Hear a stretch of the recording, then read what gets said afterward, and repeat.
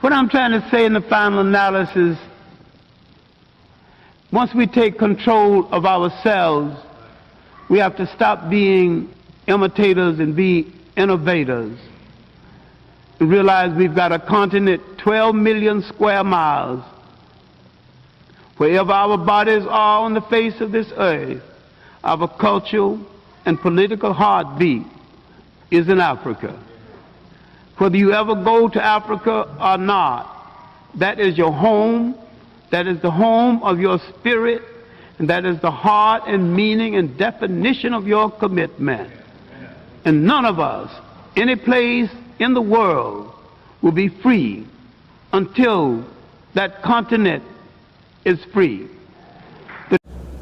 The Mossy Warrior Clan was created because myself and others like Brother Nahisi saw a need for a young African group to analyze information concerning the African phenomenon with no bias, with rigor, and with scholarship. We created the Mossy Warrior Clan for the purpose of being an expert research team, of being a team that produced products, a team that was capable of producing products for African people globally to dispel myths, rumors, and provide them with accurate scholarship.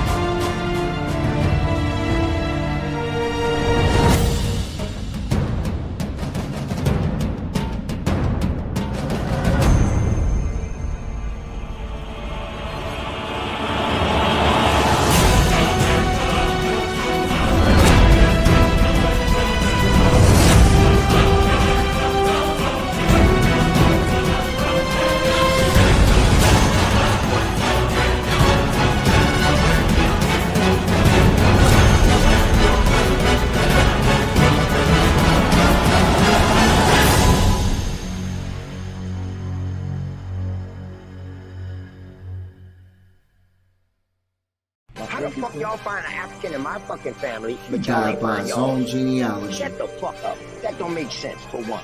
Listen, y'all don't know what y'all I did. don't feel like you standing on business. Y'all lied on me, because y'all won't even know if that's me. And if y'all can trace that shit back to it's me, it's only 2 people in YouTube that got my information. Yeah, he died by his own genealogy. You ain't an Indian, you ain't got a lot of meat. Half of this track, best believe you lose a lot of sleep. Probably because you made it up to us honestly. You ain't a Cherokee, nope. You ain't a Chickasaw, nope. You ain't a Blackfoot, nope. Nigga, get lost. You just a fool with low comprehension. So I gotta come through with the henchmen. NAC, Sean P, Shy Son, Lucky. Don't forget Jay, got no time to play. Call that apple slipping with his genealogy. Now he's a con and I ain't talking about a singer. I'm coming for the top apple leader. He ain't a teacher, he's a preacher. He can't keep up, so we leave him. Yeah, he died by his own genealogy. You ain't an Indian, you ain't got a lot of me. Half of the track, best believe you lose a lot of sleep. Probably because you made it up to us possibly. You ain't a Cherokee, no. You ain't a Chickasaw, no. You ain't a Blackfoot. Nigga, get lost. You just a fool with low comprehension. So I gotta come through with the henchmen. NAC, Sean P, Shy Son, Lucky. Don't forget Jay, got no time to play. Caught an apple slipping off his genealogy. Now he's a con. OTK, TKO. Now he's a con. OTK, you died. TKO. By your own genealogy.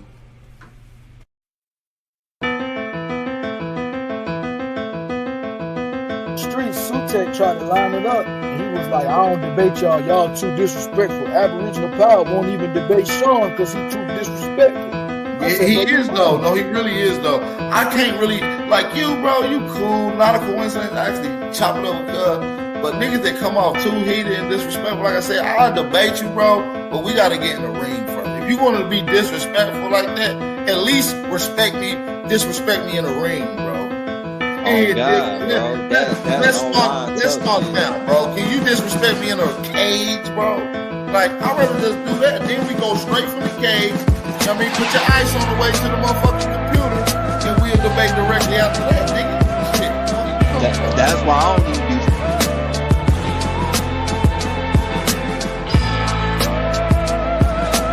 fucking with the nigga and shit. You feel me? Like, it's like, wait, bro, talk like that, man. We gotta get face to face with you to talk to you like that, my nigga. Yeah, Peanut. You feel me? Go ahead, I got my brother over here. Peanut, what's the word, my brother? What's the champ? Yeah, I appreciate you, man, but Lucky, let me say this, man. First of all, I'm an older brother. I'm young in spirit as I stay in shape. But I'm older. I deserve respect. Don't lie on me. You're not going to get nowhere lying, because that's what's going to make you fall face first. Second of all, I'm well known in the Pan-African community. I'm not nobody new. You're younger than me. You don't know this.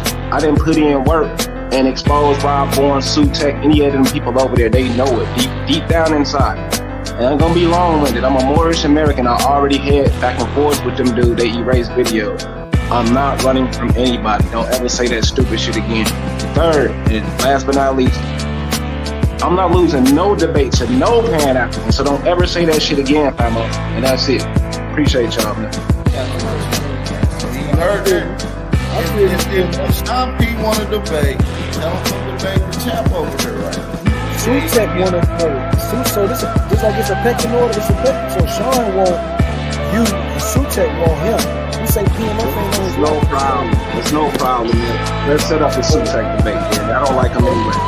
Okay, so I love that, son. I love that warrior mentality. That's one. I love you. Tell Sutek. Tell me. There ain't nothing. My champ always in the chat. Have him pop in. We'll set a topic. We'll set a date. We'll make it pay-per-view. We'll chop it up behind the scenes. I get their contact. We make it work. You know? So, right. He ain't ducking no phase, bro. But that's what I'm saying. He do this over here on y'all channel, but then when we get in other hey, alright, I will block your ass, nigga, because I'm well known for disrupting them chats over there. Nigga, stop fucking lying, nigga. You a goofy, nigga. I would never let a lame ass nigga around me in my face, clown. You gonna block me and I don't be it ain't no time I ain't ever been on the Pan-African channel and made my impact. Stop lying. I'm a real man, bro. Stop lying, fam. Don't do PNF like that. PNF, he trying to trigger you, brother. What the fuck up? But listen, he did that to me, talking about, word on the street, I'm ducking from John P. I've never even had but one conversation with this little disrespectful motherfucker. Oh, okay, yeah, he a little hot. He like that. So he like...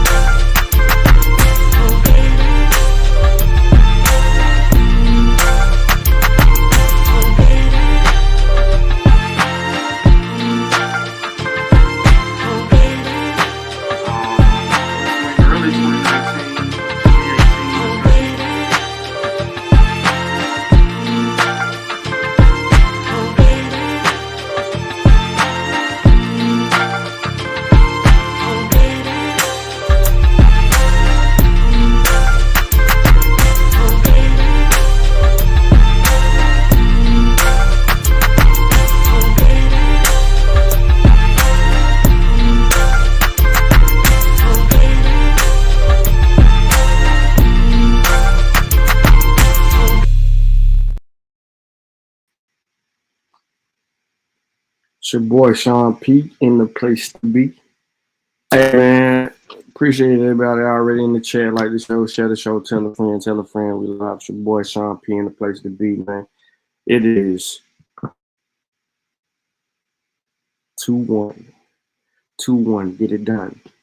It is Black History Month. You know what I'm talking about? It is Black History season. Now, we never stop being at 365, of course, but it is Black History Month. Damn what President Orange got to say. History Month.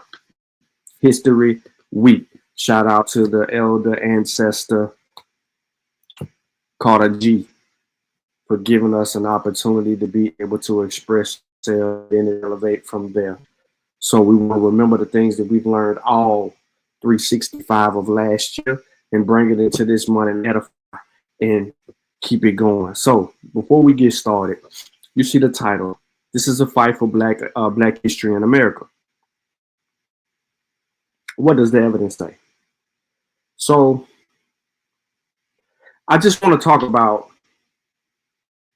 the information from last year first, and summarize it a little bit. So in many of the conversations that I either had to force or get into with this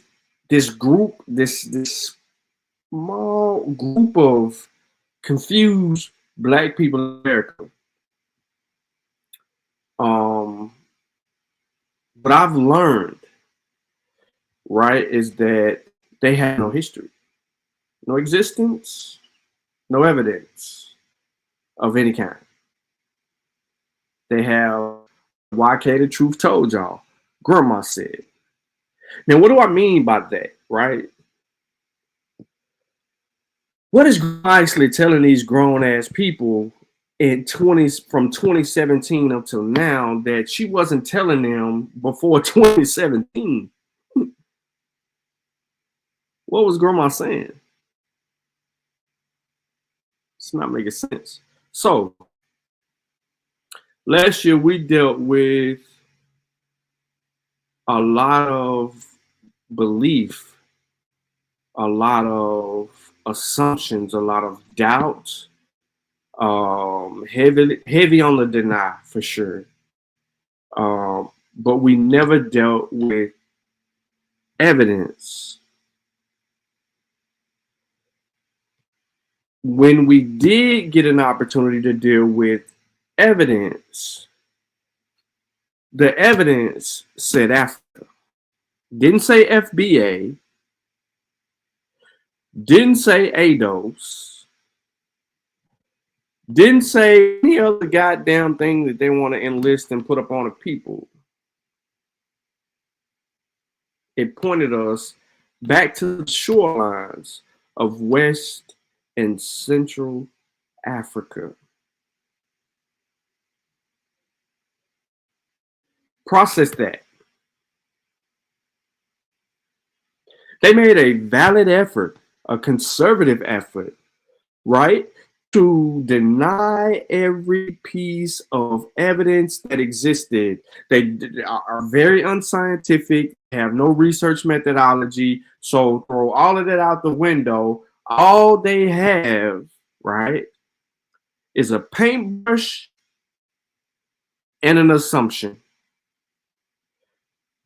If we allow these people to rewrite history, our children will forget who the fuck they are. See, I had this quote, right? What will they say about us? Remember what I kept saying that when I was talking science, we were going through the pandemic. What will they say about us in our moment in history? Because the pandemic 50 years from now will be studied by a group of people that we will never know. A large portion of us will never know or come to know our children may have conversations about them, but by the time that they in that older age, they're only going to remember certain things. But what did we do in our moment to change history and protect humanity? This is one of those ones. See, this is one of those ones. The transatlantic slave trade didn't happen. Remember, a few years ago, that's what we was dealing with. Harriet Tubman was a fictional character, wasn't real. Right? This is what we was dealing with. What else did they say? They said, why come his name?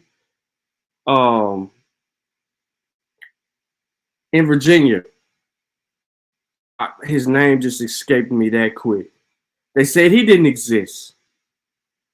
Right? Who led the resurrections? Right? Yes, we're going to get to that. I'm building up into getting to where we need to go. We'll get to that, sure. Good point, Mika. But what's our brother name that was in Virginia that got the sign and then he ran shop? Why come I can't think of his name? They said he didn't exist. They said there were no slaves. They said the slave, right? This is where the early talking points of black people in America claiming to have always been here. This was their earlier points, right? Some of them, just the core things.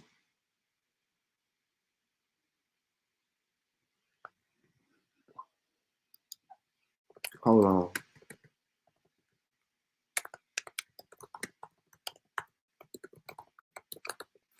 Y'all acting slow in the chat.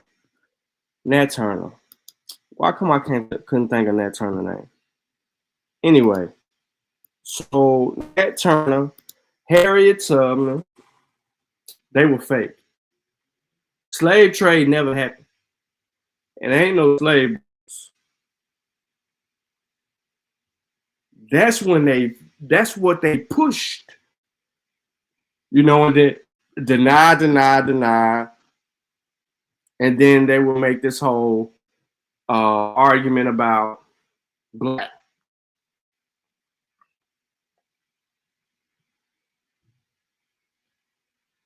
From there, once we fought that body of information, the Harriet Tubman and Nat Turners and the slave trade not happening, we turned the page, and then guess what happened? The slave trade happened in reverse. Remember that? So now a slave trade happened, but it didn't happen the way they said it happened. It happened in reverse.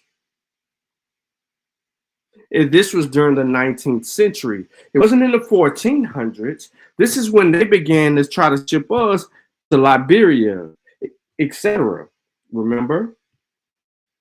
That was one of their arguments. They stayed down on that for quite some time. Meanwhile, Ados is arguing this new position, and then Tariq Nasheed enters the conversation, and then he pokes and picks on every damn thing. The Olmec shit always been there. Let's just keep it a buck. The Olmec sculptures looking like black people, that's been there. We ain't even dealing with that. We just, it's our, we understand that. But now we got Tariq building his coat, and Ados, they building their Yvette and Tone, they building their shit. And then all of a sudden, Tariq pulled a jack move on them, and then he began to steal their whole swag. We don't even hear no much from Tariq, from Yvette and Tone. Well, I haven't. I don't even keep up with it, but I don't know if they still around or not.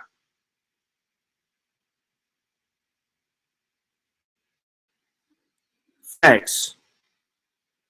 And this, every year, a whole lot of ominous on that. So now we got the slave trade having in reverse. Then we got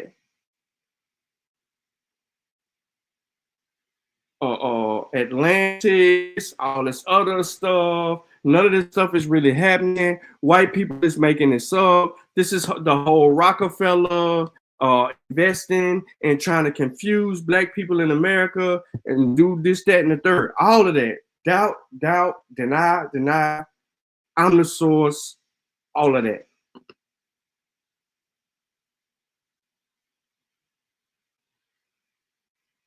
That's what they've been dealing with. Now, last year, it is the slave trade happened, not in reverse. It happened, but not to the capacity in which they said, meaning the numbers, right? So now they're saying a percentage of a particular number actually made it from Africa to America. But they ran into the black people that was already here. They keep adjusting the argument. Hold on to this belief. They're doing a lot of switching up, changing, and this, that, the third. They're trying to market it the same bad dope. They're trying to sell to people the same bad dope repackaged.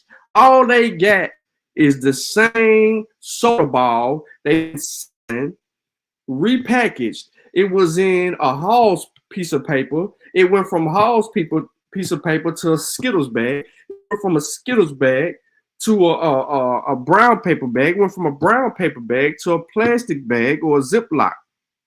It's the same bad dope.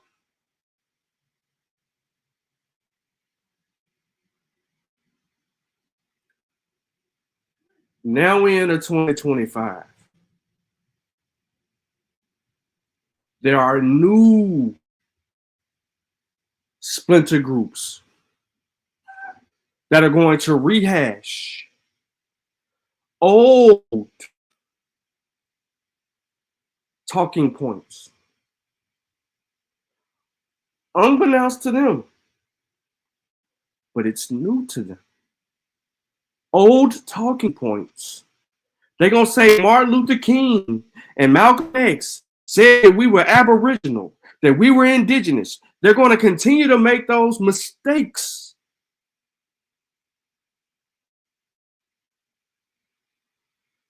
Because they don't comprehend.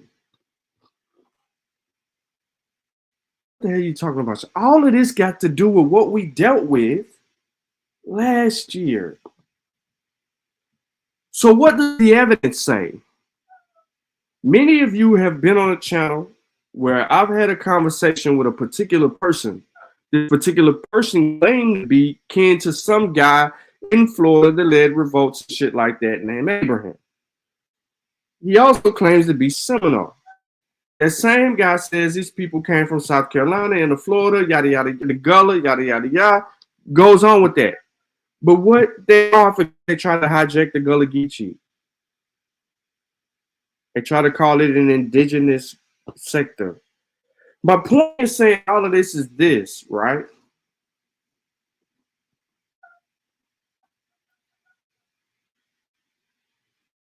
They got mad at me because I kept refuting their information, and then they started making videos talking about why do I gotta refute everything that they actually say.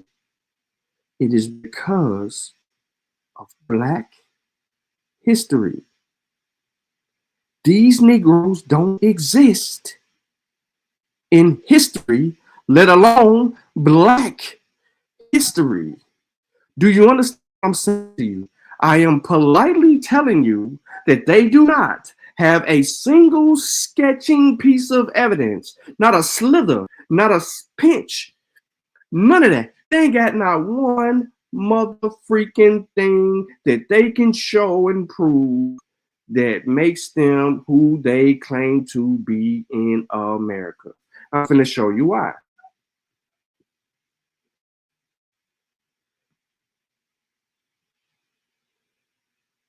I asked this question. I'm going to put it out there to you. I asked this question. Here's the question. Hold on.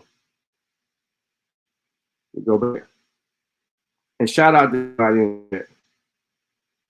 Shout out to y'all, man. Y'all the MVP. There you go. There you go. What have abos invented or created in the entire history of their existence here in the Americas since they've been here in the Americas their entire lives and history?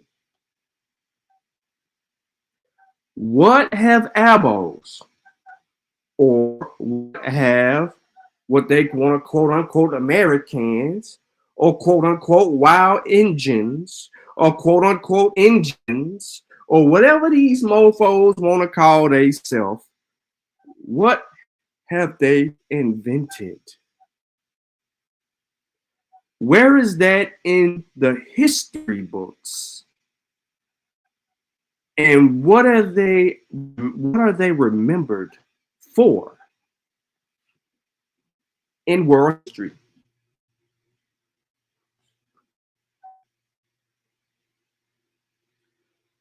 Those are the questions. You can clip this little part. You can post it on your Twitter. You can post it on your IG. You can post it on your TikTok since it's back. You can, whatever you want to do, you can clip the questions that I just asked and put it where the fuck you want to put it. Facebook, the whole 9 yards. I don't care. Put it somewhere. Let's review the answers to that if we ever get them. But I guarantee you, we won't find them.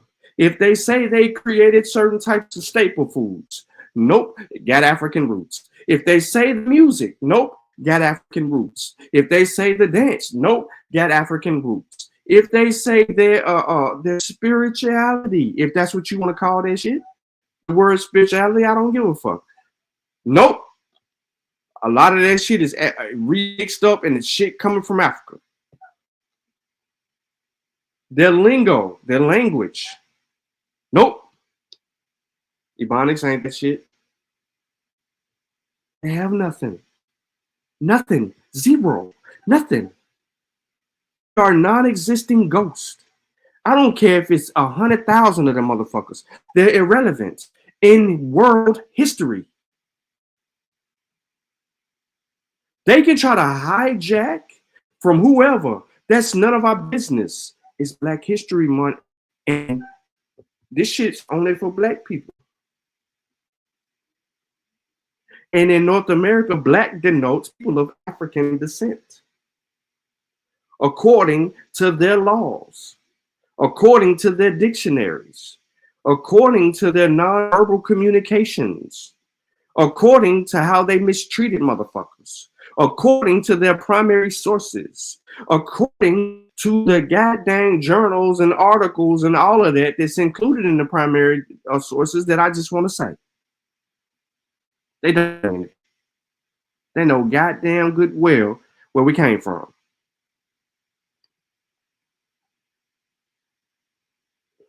So, I want to go to something.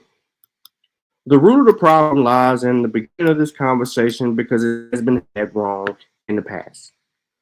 We tend to do a lot of playing defense versus being on offense in this conversation. So, let's take it back. Let's take it back to the age of discovery. What was the purpose, intent of the age of discovery? Well, they have several key points here.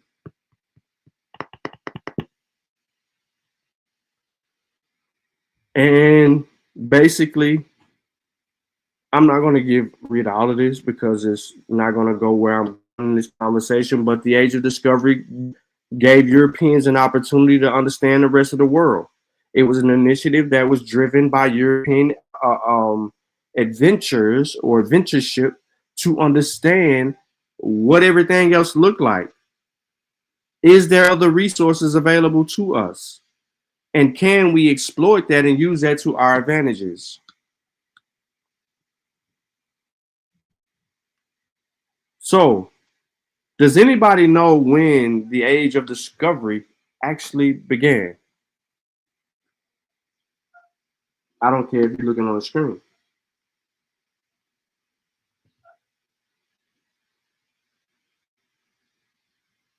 What up, Infinite? Anybody in the chat? I know y'all typing away. I know some of y'all might be working, some of y'all might be doing whatever, but do you understand when the age of discovery began? I want you to think about that. So, the geographical exploration of the late Middle Ages eventually led to what today is known as the Age of Discovery, a loosely defined European historical period from the 15th to the 18th century that witnessed extensive overseas of explorations emerge as a powerful factor in European culture and globalization. Many lands previously unknown to Europeans were discovered during this period, though most were already inhabited. And from the perspective of non-Europeans, the period was not one of discovery, but one of invasion and arrival of settlers from previously unknown continent.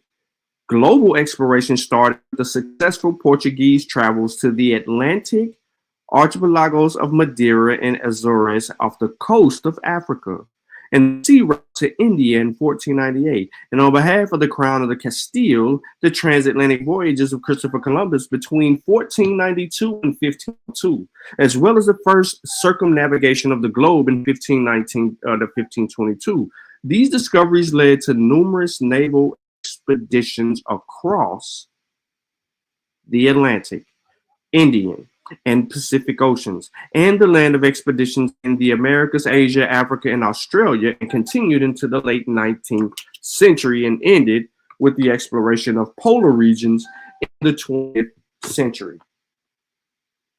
So there you have it, ladies and gentlemen.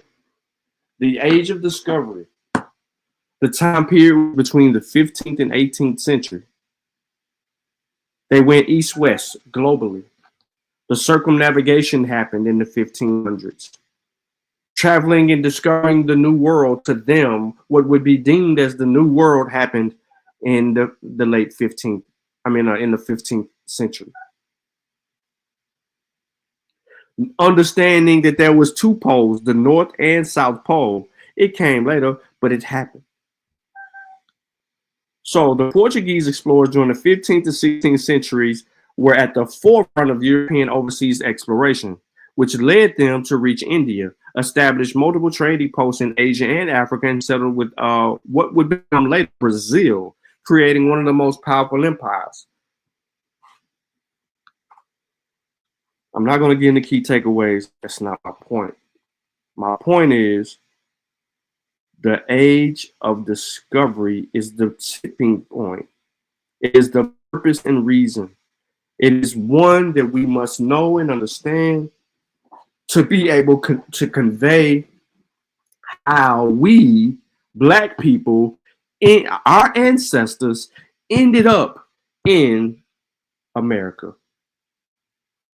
What we know today as America, North America, the United States of America. I'm being very fucking specific.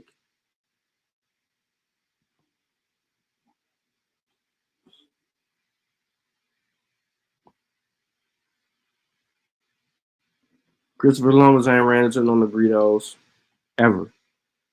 So in 1415, the city of Ceuta, north coast of Africa, was occupied by the Portuguese, aiming to control navigation of the African coast.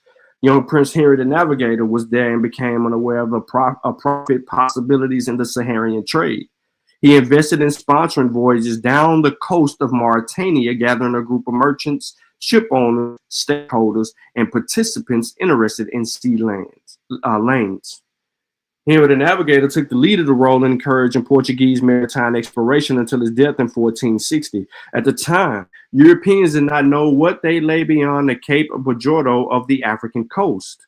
So in 1419, two of Henry's captains, Jaio Goncalves Zarco and Tristel Vaz Tiexora, were driven by a storm of Madeira, an uninhabited island off the coast of Africa, which had probably been known to Europeans since the 14th century. In 1420, Zarco returned with Bartholomew, Peristrello, and began Portuguese settlement off the island. Portuguese attempt to capture Gran Canaria, the islands of the Canary Islands, which had been partially settled by the Spaniards in 1402, was unsuccessful and met with protests from Castile.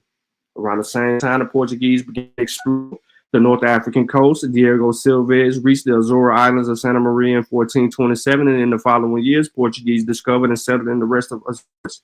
Within 2 decades of exploration, Portuguese ships bypassed the Sahara. But in 1443, Prince Pedro, Henry's brother, granted him the monopoly of navigation, war, and trade on the lands of the Cabo Jordo. Later, common monopoly enforced the 2 papal bulls. So, ladies and gentlemen, here you go. Later, this monopoly would be enforced by 2 papal bulls. The papal bull of 1452 and the papal bull of 1455, giving the Portugal the trade monopoly for newly appropriated territories, laying the foundations for the Portuguese empires. Once we understood this piece right here, that the significance of the 2 papal bulls, the rest was curtains, because the Portuguese went on down the coastline, right? We heard the stories, right? We heard the stories. We heard the lies. They were looking for gold. They were looking for one person in particular.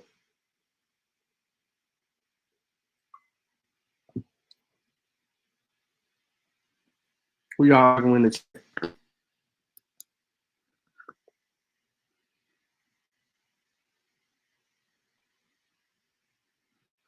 Christopher Columbus didn't run into black people.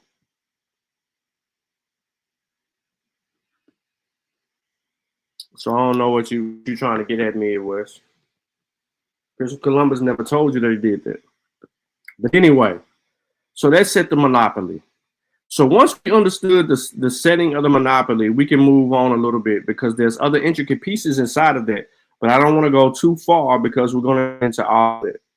We're going to go too far west. But I do want to skip ahead. I want to get directly into what is being asked of me in the chat. So remember, this is according to the sources, right? What does the evidence say? So this is directly up out of Christopher Columbus. This is the journal of Christopher Columbus. October 11th, a real special day, because there's a quote inside of here that is misrepresented by Christopher Columbus and now seems to escape memory. Every person that tried to use this quote in their arguments in 2024, and it goes a little something like this. Presently, many inhabitants of the island assembled. What follows in the actual words of the admiral in his book on the first navigation and discovery of the Indies, he says, that we might form great friendship, for I knew that there were a people who could be more easily freed and converted to our holy faith by love than by force. Gave to some of the red caps and glad beads to put around their necks, and many of the other little valuables, which gave them great pleasure, and made them so much of our friends that it was a marvel to see. They afterwards came to the shipboats where we were, swimming and bringing us parrots, cotton threads and skins, darts, and many other things, and we exchanged them for other things that we gave them, such as glass beads and small beads. And fine, they took all and gave what they had with goodwill. It appeared to me to be a race of people very poor in everything. They go as naked as when their mothers bore them, and so do the women, although I did not see more than one young girl. All I saw were youths, none more than 30 years of age. They are very well made, with very handsome bodies and very good countenance. Their hair is short and coarse, almost like the hairs of a horse's tail. How many black people you know got hair like a horse's tail? They wear their hairs brought down to their eyebrows, except a few locks behind, which they wear long and never cut. They paint themselves black, ladies and gentlemen. It says they paint themselves black, and they are the color of the Canarians. They're neither black nor white. One more time. This is the line that has been misrepresented by numerous amounts of people. They painted themselves black, and they are the color of Canarians. They're neither black nor white. Some paint themselves white, others red, and others of what color they find. Some paint their faces, others the whole body, some only around the eyes, others only the nose. They neither carry nor carry nor know anything of arms. For I showed them swords, and they took them by the blade and cut themselves through ignorance. They have no iron, their darts being wands without iron. Some of them having a fish tooth at the end, and others being pointed in various ways. They are all of fair stature and size, with good faces and well made. I saw some of them marks of wounds on the bodies. I made signs to ask what it was, and they gave me to understand that the people from adjacent island came with the intention of seizing them, and that they defended themselves. I believe and still believe that they come here from the mainland to take them as prisoners. They should be good servants and intelligence, and I observed that they quickly took in what was said to them and believed that they would easily be Christians. As it appears to me, they had no religion. Our Lord, being pleased, will take hints. At this point, at the time of my departure, 6 natives for your highnesses, that they may learn to speak. I saw no beast of any kind except parrots on the island.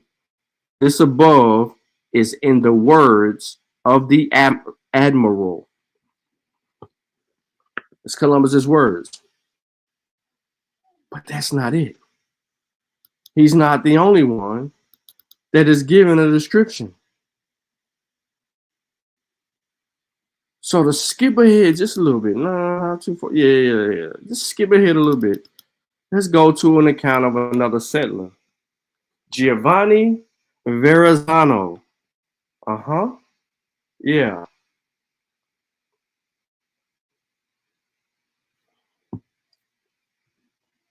Yeah. There's a critical line that is constantly used by a group of people as it pertains to Verrazzano. Why is Verrazzano relevant? Because Verrazzano writes in an account of who he saw and what they looked like. And what we're going to do is go back to that paragraph that we've already talked about 1,000 damn times with one particular person. But that's not it, because Verrazzano has a whole nother account of a group of people that went on up the coastline.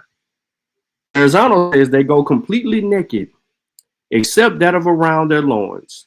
They wear skins of small animals like martens, with the narrow belt grass around the body, to which they tie various tails of other animals which hang down to the knees. The rest of the body is bare, and so is the head. Some of them wear garlands of bird feathers. They are dark in color, not unlike the Ethiopians, with thick black hair, not very long, tied back behind the head like a small tail. As for the physique of these men, they are well proportioned, medium height, a little taller than we are. They have a broad chest, strong arms, legs, and other body parts, as well as composed. There is nothing else except that they tend to be rather broad in the face, but not all. For we saw with many with angular faces. They have black eyes and an attentive and open look. They are not very strong, but they have a sharp cunning and are agile and swift runners. From what we could tell from observation, in the last 2 respects, they resemble the Orientals, particularly those from the farthest Cenarian regions, We cannot learn the details of the life and customs of these people because of the short time we spent on land, due to the fact that there were few men and ship was anchored on the high seas. He goes on. He don't give a description of the people no more. That's the first description. That is significant because there's a misrepresentation by numerous people. I'll take my hoodie off. By numerous people who misrepresent Verrazano's words. They want to use them in a sense to identify as such. But he don't stop there. So now, as we continue to make these distinctions, right, I'll look at another statement from Verrazano as he goes up and tell us what he saw. So we continue to follow the coastline to the northeast, which we baptized Arcadia on an account of the beauty of the trees. In Arcadia, we found a man who came to the shore to see who we were. He stood suspiciously and ready for flight. He watched us, but would not come near. He was handsome, naked, with olive colored skin. His hair fastened back in a knot. There were about 20 of us ashore. And as we coaxed him, he approached to within about 2 fathoms of us and showed us a burning stick, as if it was to offer us fire. And we made fire with powder and flint, and he trembled all over with fear as we fired a gunshot. But it says a shot, not a gunshot. He remained as if he was thunderstruck and prayed, worshiping like a monk, pointing his fingers to the sky and indicating the sea and the ship. He appeared to bless us, sailing during the day and casting anchor at night. That's pretty much it.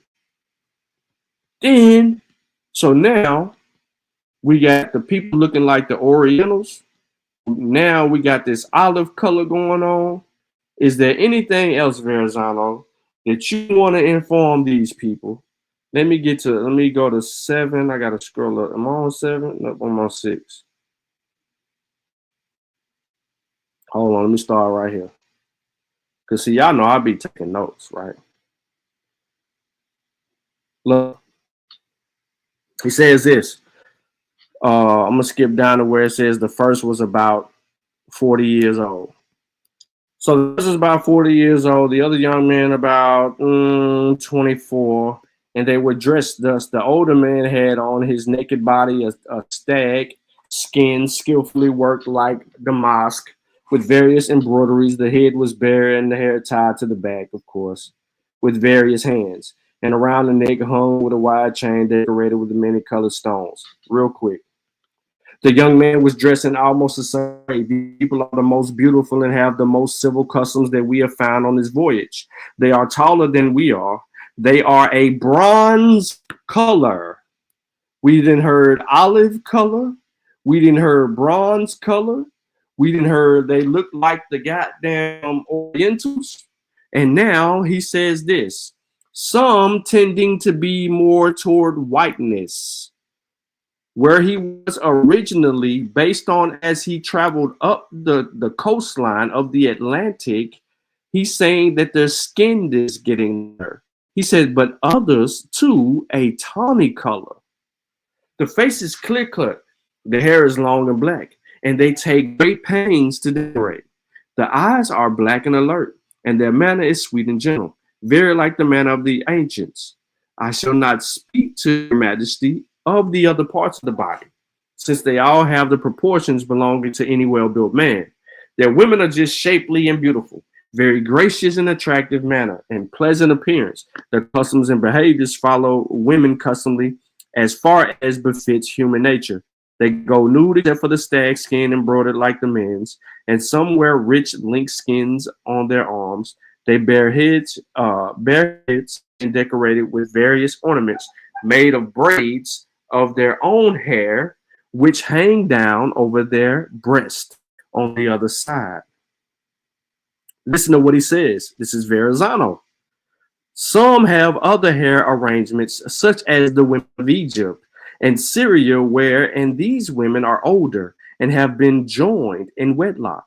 Both men and women have various trinkets hanging from their ears, as the Orientals do. And we saw that they had many sheets of worked copper, which they prize more. They praise, I should say praise, but prize more than gold. They do not value gold because of its color. They think it is the most worthless of all. And red blue and red blue and red above all colors. The things we gave them, they prized. The most were the little bells, blue crystals, and other trinkets to put around their necks and paws. So again, there are descriptions that have been given. We went from olive color to a tawny looking. We then went to a bronze color. We didn't rename them Orientals again. All of that is coming from Verrazano. Not one of these people he's calling black or like the Negroes from Africa. He ain't said none of that.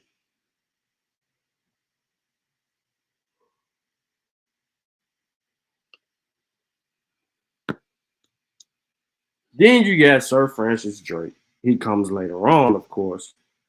But in his manuscripts, there are pictographic, handwritten, and paintings of descriptions describes the plants, the animals, human life in the Caribbean in the late 16th century. This is when Spaniards, indigenous Americans, and guess what? People of African descent, both free and enslaved, were joined by increasing numbers of Europeans who had hoped to seize America seize Americans' wealth and the land themselves as their sponsoring kingdoms.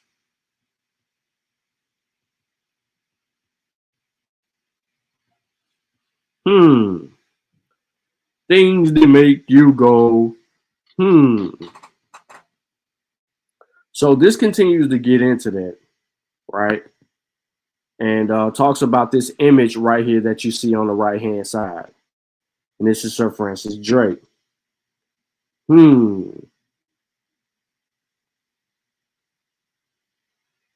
What up, Kenan? It says right here, this is the translation of what is wrote in the description. I understand that Abos, y'all don't like to read the description of what the artist is expressing in their artistic work, but here we have the translation of the text. It says, "New for pearl fishing.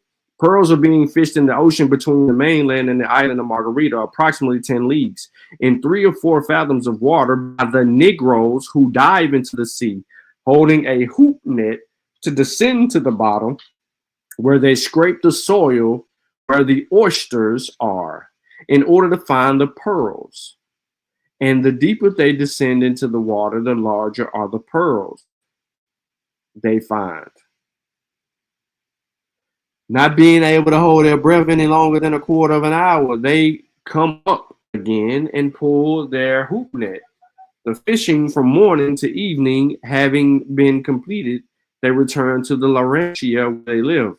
Pearls are being fished in 3 places, namely on the isles of de Margarita, in the Rio Hacha, and the Cabo de la Vela."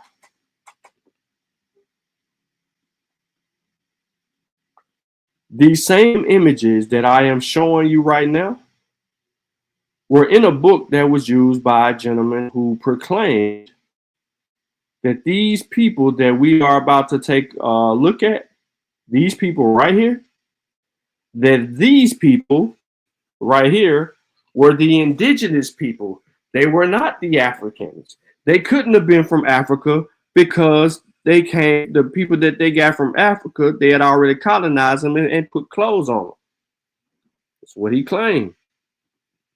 But when you go at the source for any of these descriptions, it tells you Condes enclaves negras treliant et churchent lor oxminis in La Terra Nami Peregu, how the Negro slaves worked and looked for gold in the mines of the region called Viragua, what we know today as Panama.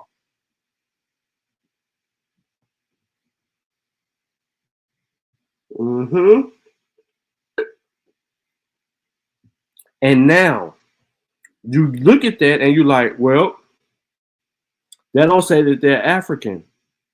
Well, when you pull up the actual manuscript and you read the actual manuscript, guess what it says?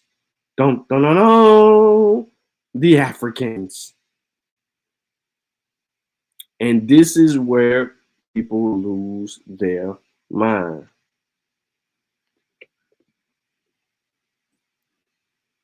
So, you know, I'm full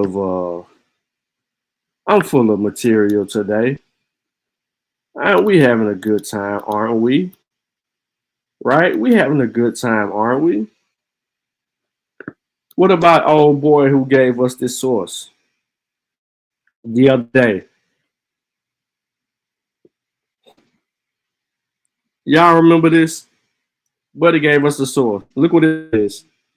Of Negroes in the state of slavery, preliminary observations, origin of the slave trade, Portuguese settlement on the African coast, Negroes introduced at Hispaniola, Hawkins voyage, African company established by James and the first charters, granted descriptions of the African coast, forts and factories, exports from Great Britain, number of Negroes who are presented exported to the British colonies, state of the trade from 1771 to 1787, number of Negroes at this time exported annually to different nations of Europe.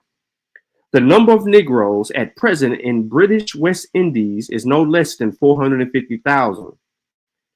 To contemplate the subjection of so many of our species to absolute disposal of others is a very pleasing prospect.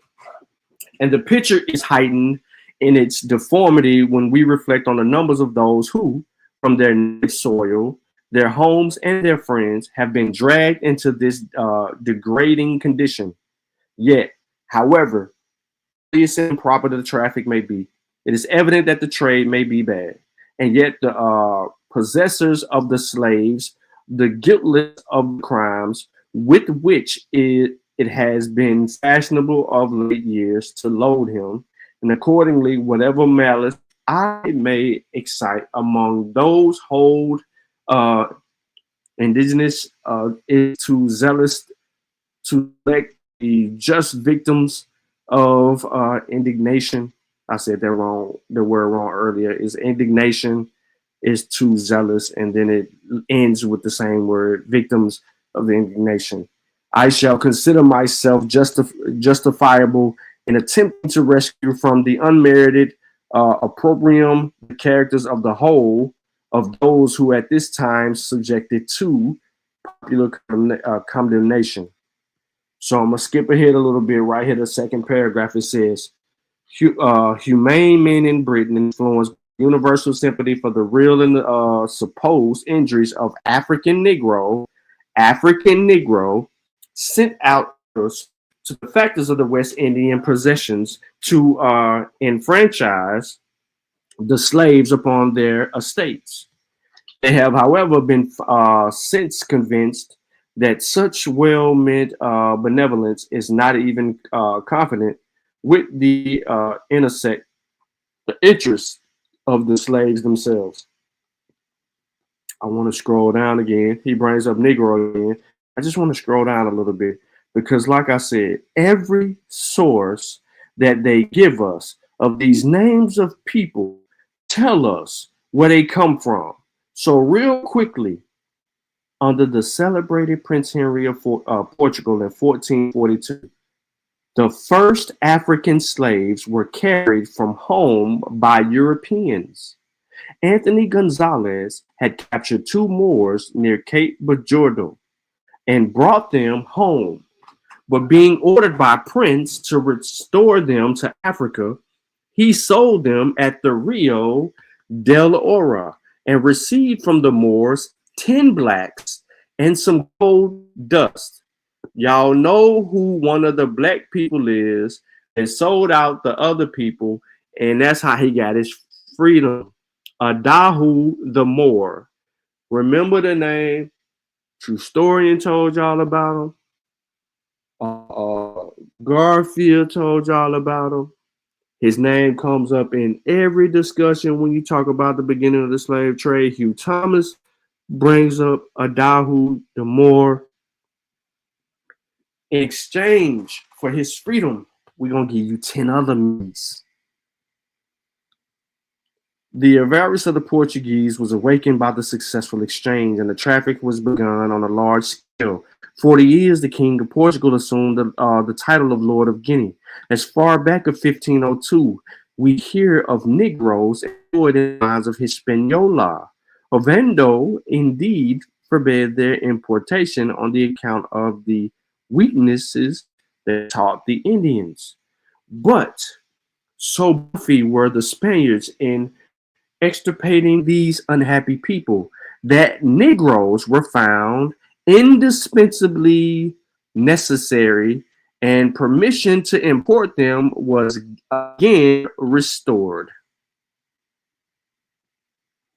How did we get to the Americas? Ladies and gentlemen, that dude on Smoke Signal Channel did not read this book, because this book clearly just told you mofos that these Negroes that are in the Americas come from Africa, and this shit went down because we can't do the Indians like that. They're too weak. So the Negroes, we can bring them in because they're indispensable.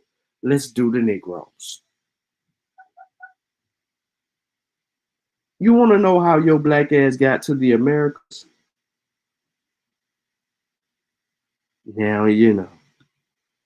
12 years after, at the instance of Bartholomew, a man whose philanthropy engaged him very accordingly to befriend and protect the Indian, a patent was granted entitling certain persons to import annually 4,000 Negroes into the Spanish West Indies. Ladies and gentlemen, a patent was granted that entitled certain people to import 4,000 Negroes annually into the Spanish West Indies. Las Casas is accused of inconsistency and thus alleviating the miseries of one race of men at the expense of another. But let it be remembered that similar evils inflict upon different individuals will not produce invariably the same degree of hardship. La Casa saw with grief and indignation the deplorable calamities of the unfriended Indians. He beheld at once a happy and innocent people. Pause. So y'all know that there was a relationship that was established between that, but we're gonna keep it moving. Who had never known calamity till it was inflicted by the hands of Europeans, reduced in a short time from 1 million to 60,000 individuals? He compassionated their slavery the more because they had known better days and were accustomed to the task that were imposed. He calculated, therefore, very wisely, when he advised the adversarious Spaniards, since their minds must be kept in employment rather than devote a hardy and savage people accustomed to the severe tyranny at home, that the task than those to whom oppression was new and whose minds were too delicate for slavery. The Negroes, right here, I ain't even got to go no further. The Negroes imported from Africa were from their earliest years. Where they getting these black people from? Somebody asked in the chat, where they getting these black people from? The Negroes was imported from Africa.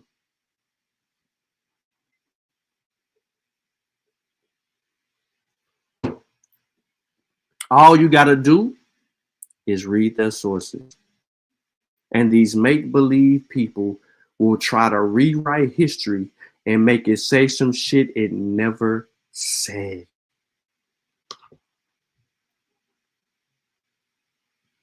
Dear black woman and man, dear black children of the Americas and throughout the diaspora, the myth of the FBA and the Aboriginal, Indigenous, American, whatever new name you want to rephrase this shit in 2025 moving forward, is disingenuously stupid. You are of African descent. These white people are telling you they got your black ass ancestors from freaking Africa, and you're ignoring it. I didn't bring this source to you.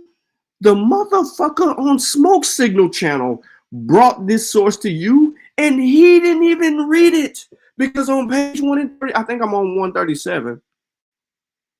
I gotta be. Oh, I'm on 139. It tells you right there. And then on 137. Then it continues. Lacasas could not be expected unless endowed with the inspiration to calculate the future effects of the traffic, and his conduct was therefore as humane as it was judicious. John Hawkins was at the time in the service of Elizabeth, by whom he was afterwards knighted. Understanding that the slaves fetched a good price at Hispaniola, he was tempted to set sail with a fleet of 3 ships, one of 120, another of 100, and another one of 40 tons of burden. His argument was manned with armament was manned with 100 men. He set out for Guinea, October 1562, landed at where? Sierra Leone. By the most horrid and unjustifiable means, collected 300 slaves. Pause. This is John Hawkins in 1562, sliding to Africa to pick up some motherfuckers. How could this shit happen in reverse, right? And then not happen at the numbers that has been reported, because there's evidence of John Hawkins to Sierra Leone and him picking up these 300. That ain't even it. Remember, the numbers 4,000 a whop. So what happens? Touching Hispaniola, he made a profitable exchange and returned to England after 11 months absence. The following year, he sailed with 6 ships, among which was the Jesus. Y'all remember that slave ship called Jesus? The one that walks on water? The one that has all these miracles associated with this motherfucker? The Christian ship. The good ship Jesus. John Hawkins.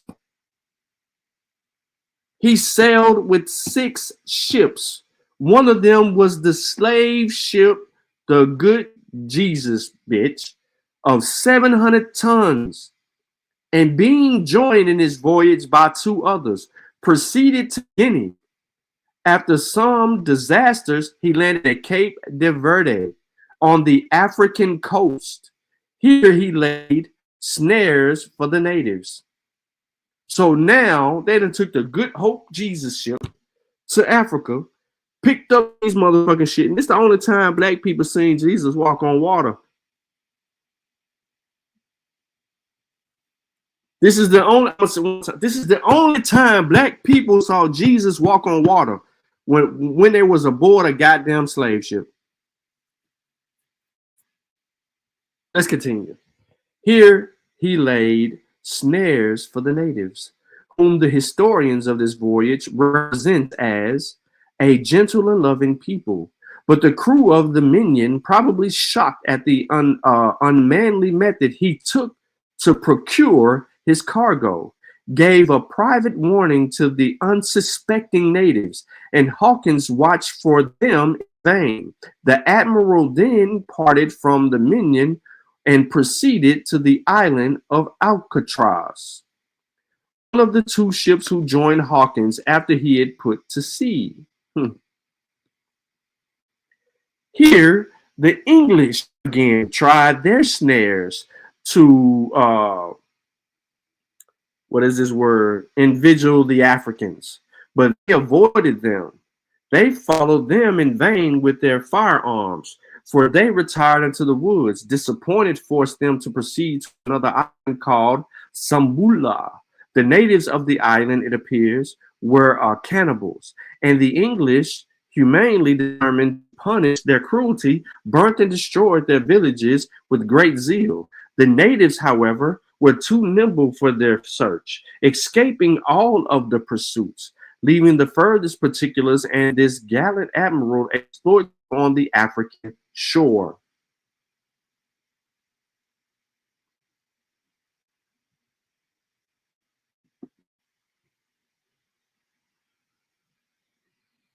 Let me keep it. Let the beat build. We proceeded to remark the French and the Portuguese at this time maintained a contract with the natives to supply them with slaves. Their conduct was more humane, for they only bargained for such to the natives as were slaves already, and who were occasionally used as a repast to the natives. Hawkins, and the principal villain, made a third political voyage, but by the mercy of the heaven, perished with all of his gain.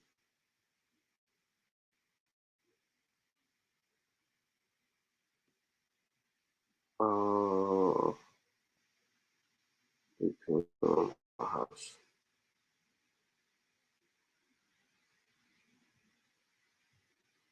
Hold on, I gotta reply to something.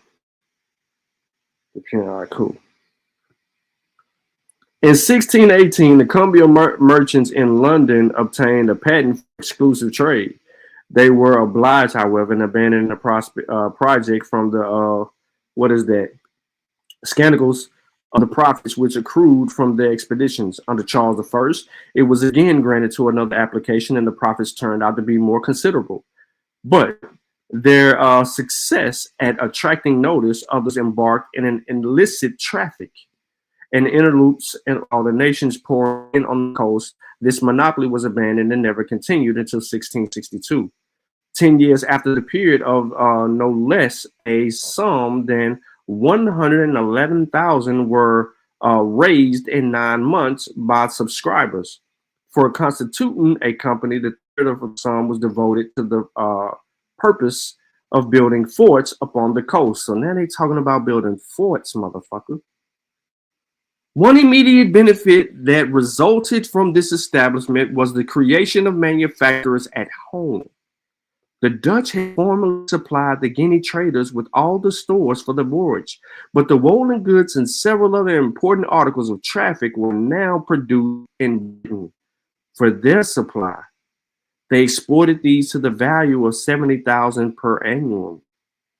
My point of showing you all of this is this right here. The trade to Africa became free, and the adventurers who embarked in it were numerous. For some time, however, the merchants who had been disappointed in their prospects of wealth attempted to maintain the continuation of their monopoly till, by an act of William and Mary, their right, in which before had been virtually, was now expressly cancelled.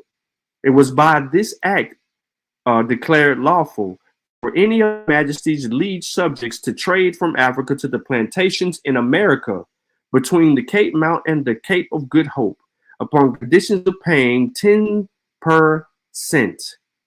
ad valorem for exported goods at the time of entry. My point is, everything about America, everything about the coast, in the islands, Brazil even, the footprints of what would be raised as culture rest on the shoulders of Africa.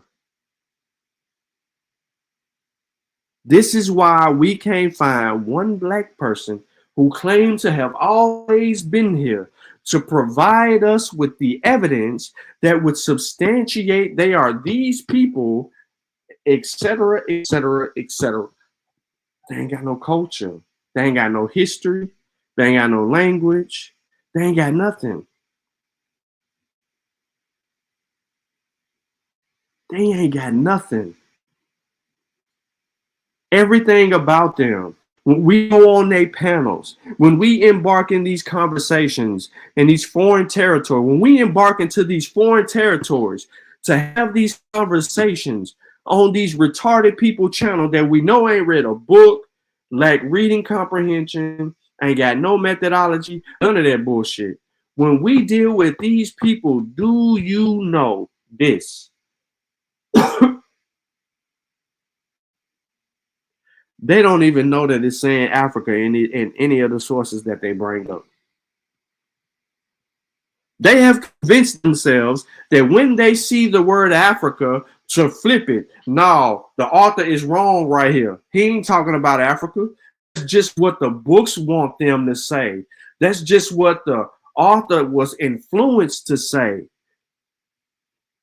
That's the type they own.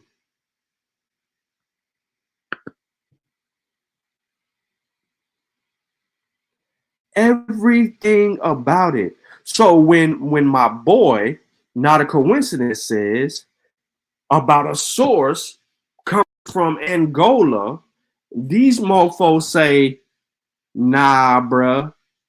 And then they bring us a source, and the damn source itself says, from Luango to St. Paul in Angola to Cape Blanco extends the line of the coast to the length of 1,300 English leagues.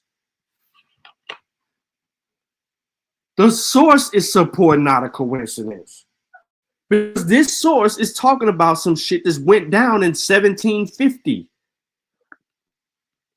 When I told y'all that not a coincidence was spot on, when he showed that primary source with them African names on it coming from Angola on that said ship, and the dude tried to refute and argue against not a coincidence, I wanted to wait until now to let y'all know this. In this book, completely read on page 143, if we go back to the argument, you will hear it. The damn book he refers to supports the shit that not a coincidence said in that whole argument that he refuted. This whole little point right here in 1750 is in full support of those motherfuckers coming from Angola. Sorry, y'all. The ancestors come from Angola.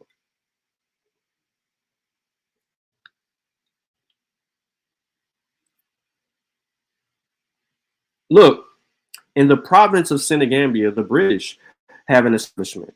It was watered by the rivers of Gambia, navigable from many hundreds of miles upon the country, and inhabited by the Mandingos. From Roxy to Apollonia are the settlements of principally Portuguese. The natives are called Mandingos, though different in language. Come on, bro. That ain't it. They talk about the Ashanti, the Akan. They talk about all of them. They even call mofos Muhammad's. I didn't even want to get into any of this. My point is this, ladies and gentlemen. These people that we're talking about today have history. So they're vulturing off of people that are in the chat that are fighting to regain their own history and restore that. And we ain't got nothing to do with them, right? That's their argument. But guess what? It is Black History Month, and I am telling you, mofos, on day one of Black History Month, that these fools who've been claiming to be indigenous to this land that look like me and you and come from me and you are fucking liars. The jig is up. We ain't finna deal with it no more. And the reason that we got to keep having these conversations and the remembrances and 365 in our existence and representing who the fuck we are is because Florida took away Black history in schools. Counties in Tennessee don't even teach Black history, haven't taught it in a couple of months. I'm in Republican County. My son ain't had one motherfucking Black history project since we've been in this county. Either one of my sons. But when they were in Davidson County, a more leaning Democratic county, every year they had a Black history project. So now we as parents or they mama makes them learn something about somebody or some peoples. And to come up with a fact about the people and who invented what and what's the significance of it.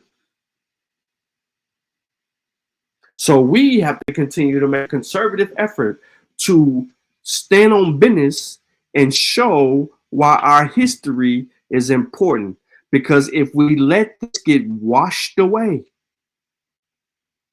they can make up whatever the fuck they want and do whatever the hell they want to do under the gist of just because. Or what was that other comment that was said earlier? I'm the source on that. We're not going to play that game. So, the fight for Black history in America is significant, one that must remain at the forefront of the conversations. It's not necessarily about everybody else. It's more about who we are and what our children need to know about us.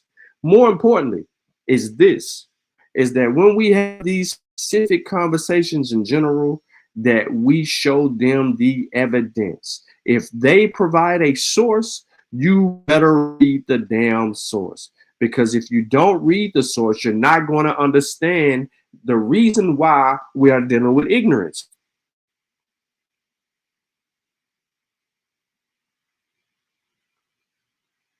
This is day one of Black History Month. We had a week, then it got expanded to a month. Does anybody know why they expanded it from a week to a month?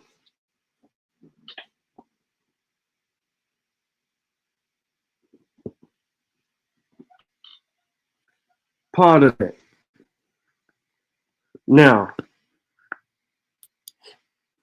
I just wanted to share that. I wanted to get out there real quick today. I didn't want to draw it out, make it long, make it unwatchable. I wanted to bring that information because guess what? Every source that I just showed came from them. Every source. Every single one of the sources I showed came from them. They just didn't read it. Or they looked for what they wanted to look for, and then they wanted to pose their arguments. They wanted to cherry pick. So now you know what Verrazano said. Now you know what Drake said. Now you know what Columbus actually said. Now you know what the age of exploration is, right? Right now you know the significance of how these people get into the West Indies and why they was bringing them and what was the purpose behind all of that. The Canaries look like the Orientals. Columbus wasn't the only one to say that. Verrazano said the same thing. When it comes to Panama, where the little crybaby dude who like to say other people are crying and then make these little slick diss videos on the low and then really bring it to the forefront and then kind of sneak their way into conversations like here, Big G, when you're a little bitch. You could have, you know what I'm saying? You could have brought that to the forefront because you want to mix and mingle. But I'm not even going to do all of that. I just want to mention one thing that's off topic, and then I'm going to leave it with it later. So, Many people probably been on talk about Robert F. Kennedy Jr.'s hearing.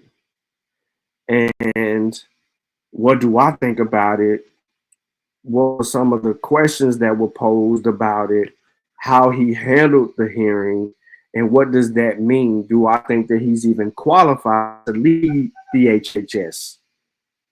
Well, if you watch the hearing and you came away with he's qualified to run the HHS, you're probably just as ignorant as he is.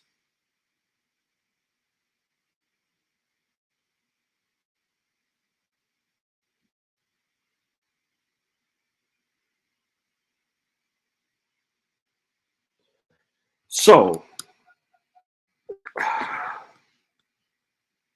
real quick,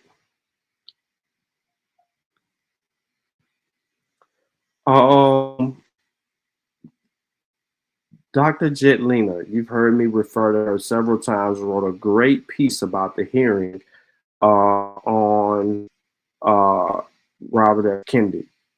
Okay. But one of the most significant things that she stated is that the Department of Health and Human Services has a big budget and it has a lot of responsibilities. Okay. And I just want to kind of hint on these things on the back end of this conversation, because a lot of who we're dealing with are also avid supporters of President Orange. So I want to hit on some highlights. So everybody know that there's 2 Senate confirmations. I mean, there's, in order for him to get confirmed, he has to go through one phase. Then the second phase, the Senate votes on him. There's a lot of people in the Senate that are probably going to say no. And then there's might be more than them just because they want to give Trump what he wants. So anyway, this hearing is here a high profile for reasons. One, RFK Jr.'s long history of ignoring scientific facts. He has a long history of ignoring scientific facts. The movement he has built under the Make America Healthy Again. 3, his political shape shifting has drawn supporters and critics from both left and right. If confirmed, he would lead the Department of Health and Human Services, managing that $1.8 trillion budget, shaping policies that directly affect the health of all of us. So she provided cliff notes. But I'll skip her overall view. And I want to go into something. Right? She noticed 5 key themes throughout this hearing. The first thing she noticed was unprepared. She says, our health system and government are big and complicated to the average American and even those of us who work in public health. However, the first person nominated to run the HHS, a basic understanding is his job. RFK Jr. repeatedly demonstrated he didn't have it. For example, he confused Medicaid and Medicare multiple times, showed little understanding of key healthcare infrastructures like EMTALA, Emergency Medical Treatment and Labor Act, wasn't familiar with the community health organizations, struggled to differentiate between Medicare Parts A, B, and C, frequently got disease prevalence, clinical guidelines, and pharmaceutical usage stats wrong, had no clear plan for policy priorities like lowering prescription drug costs. These gaps could be addressed with a strong support team, but his lack of preparation could also signal a desire to break the system without a vision for what's to come next, leading with ego over responsibility. 2, I'll look at the evidence before I make up my mind. At face value, this sounds reasonable. In science, we want leaders who make decisions based on data, as well as other things like values. The problem? The science is already clear on many other issues he was questioned about, yet he continued to ignore it. What's known as the square one fallacy. Look that up, because a lot of people in the Aboriginal community make that same fallacy, square one fallacy. For example, he specifically questioned the following topics: safety of mifepristone abortion pill. More than 100 studies have confirmed that 99% of the patients had no complications. 2, vaccines and autism, large-scale studies. And then 100 thousands of kids, show no link. Other research has shown autism is likely developed before birth, supported by genetic research. Yet RFK Jr. cited a non-peer-reviewed blog as evidence of vaccine-autism connection. He did not back down at this viewpoint. Vaccine safety. Thousands of studies supported the safety of the clearly approved vaccines. When safety concerns arise, vaccines are removed. Claiming he needs to see data ignores the overwhelming evidence already available, not using the mountains of evidence we already have, and starting at zero would be massive waste of government spending, and progress would still be stalled, as Senator Hansen emotionally pointed out. So, real quick,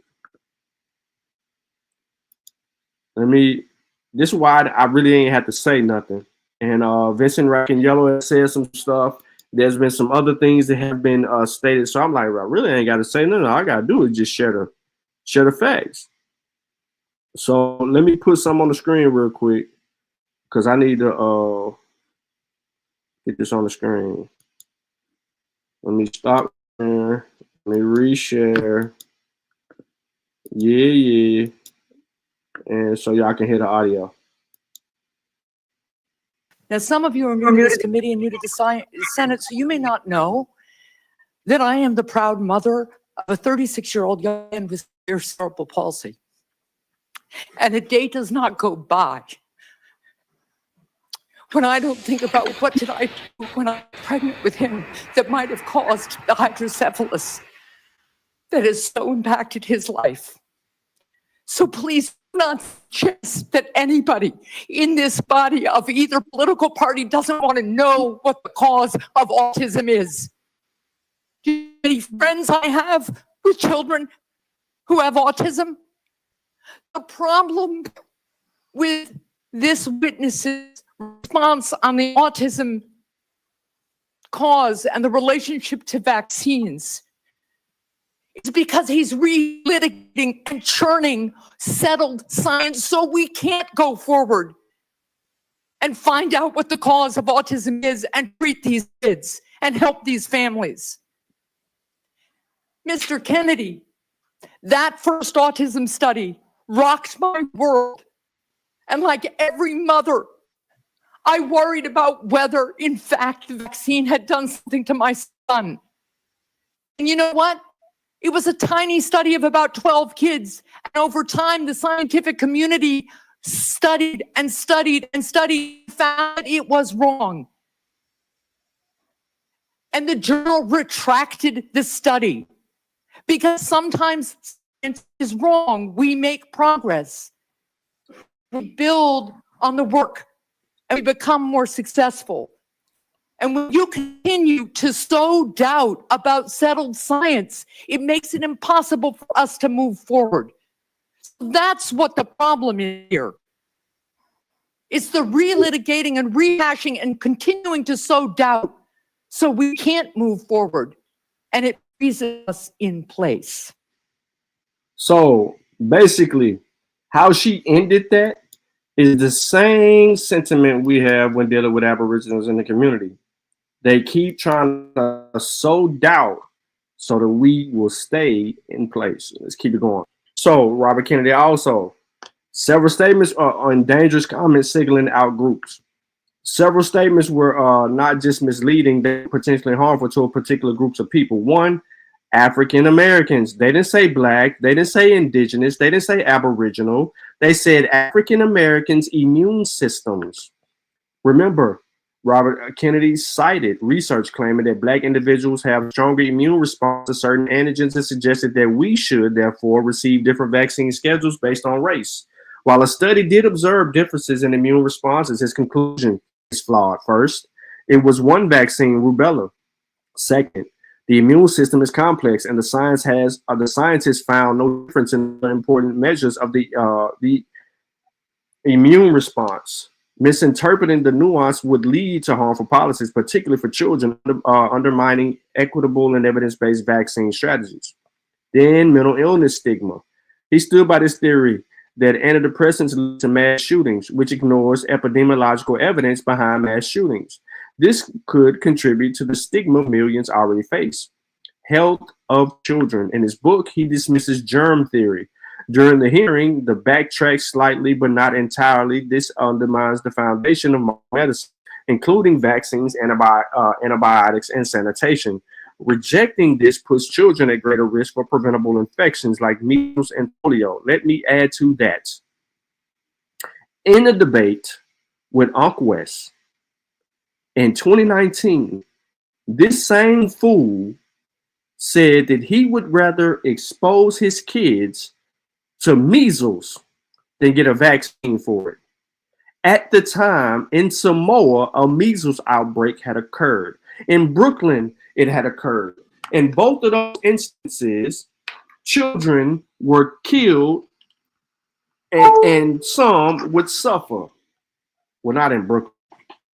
They had to vaccinate everybody and shut shit down and get it done. But some children lost some lives. Anyway, he doesn't take responsibility. He dodged the accountability on multiple fronts from past actions. The Samoa, what I just mentioned, the Samoa outbreak. Despite evidence that he helped drive down vaccine uptake, contributing to 83 deaths, he denied any role. He said it. Said it. Literally, he said it. In the debate with Unc, we got it on video. He said it. Financial conflicts of interest. He was asked about his financial stake in vaccine-related lawsuits, which poses a major conflict of interest for the HHS secretary. Since he will oversee pharmaceutical applications and lawsuits, instead of addressing the concerns, he misrepresented the question as a request, dropped the lawsuits altogether, and refused.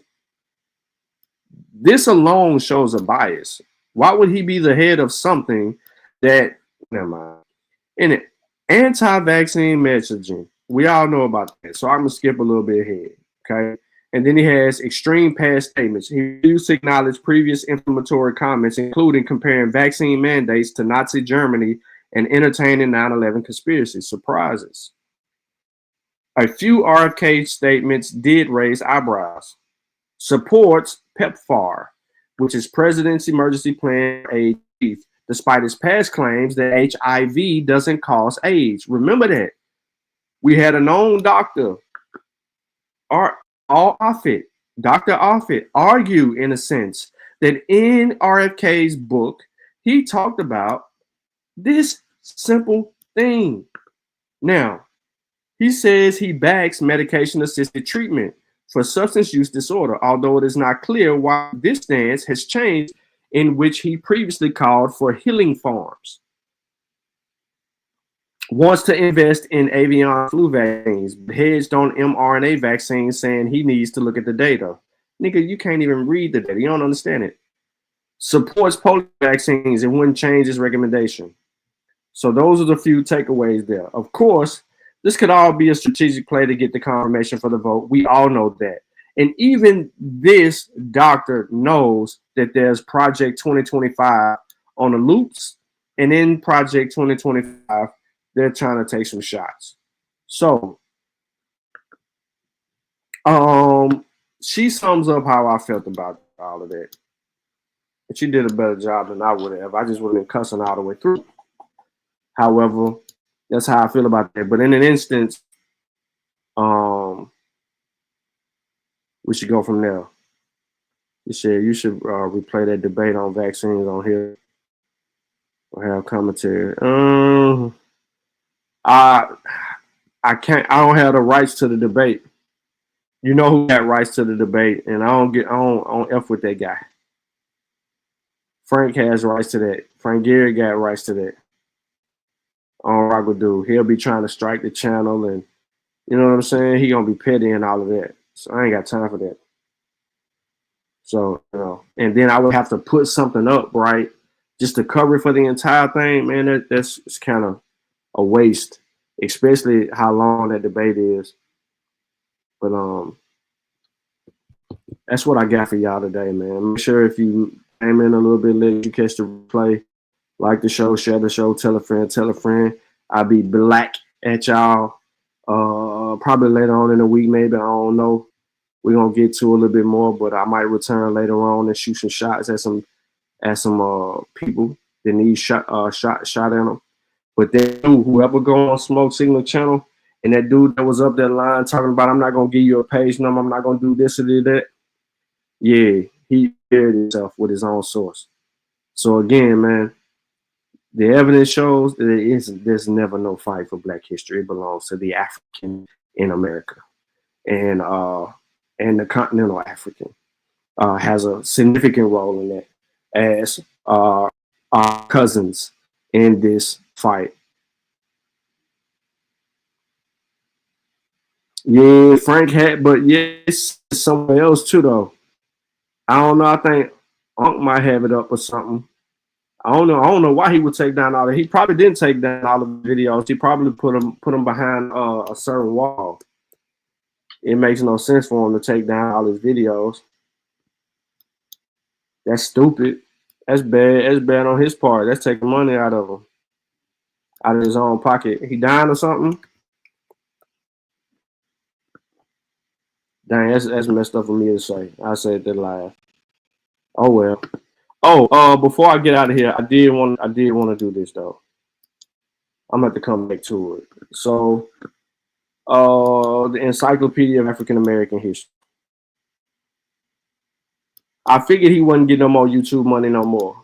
If you said he took it down, hell yeah, he ain't getting no YouTube money no more. All that drama going on with him in the pod and all that, you know what I'm saying? I don't know. From what I hear, it's a lot of drama. They need to go get a real job. So this is the Encyclopedia of African American History. We don't find shit about no elbows in this book. We don't find nothing about no Wabos claiming to be Americans or the first peoples. We ain't got none of that in this book. You know what's in this book though? Africa in the book. But we're gonna come back to this book and we'll extract some stuff out of there and have a conversation regarding. But man, I appreciate everybody for tapping in, man. Like the show, tell a friend. Your boy Sean P was the place to be this evening. I got some shit to do. And I gotta work tomorrow. How the fuck y'all find an African in my fucking family, but y'all ain't find his y'all own genealogy. Shut the fuck up. That don't make sense, for one. Listen, y'all don't know what y'all did. I don't feel like you standing on business. Y'all lied on me, because y'all won't even know if that's me. And if y'all can trace that shit back to his me, it's only 2 people in YouTube that got my information. Yeah, he died by his own genealogy. You ain't an Indian, you ain't got a lot of meat. Half of this track, best believe you lose a lot of sleep. Probably because you made it up to us honestly. You ain't a Cherokee, nope. You ain't a Chickasaw, nope. You ain't a Blackfoot, nope. Nigga, get lost. You just a fool with low comprehension. So I gotta come through with the henchmen. NAC, Sean P, Shy Son, Lucky. Don't forget Jay, got no time to play. Caught an apple slipping with his genealogy. Now he's a con and I ain't talking about a singer. I'm coming for the top apple leader. He ain't a teacher, he's a preacher. He can't keep up, so we leave him. Yeah, he died by his own genealogy. You ain't an Indian, you ain't got a lot of meat. Half of the track, best believe you lose a lot of sleep. Probably because you made it up to us possibly. You ain't a Cherokee, no. You ain't a Chickasaw, no. You ain't a Blackfoot, nigga, get lost. You just a fool with low comprehension. So I gotta come through with the henchmen. NAC, Sean P, Shy Son, Lucky. Don't forget Jay, got no time to play. Caught an apple slipping off his genealogy. Now he's a con. OTK. TKO. Now he's a con. OTK. You died. TKO. By your own genealogy.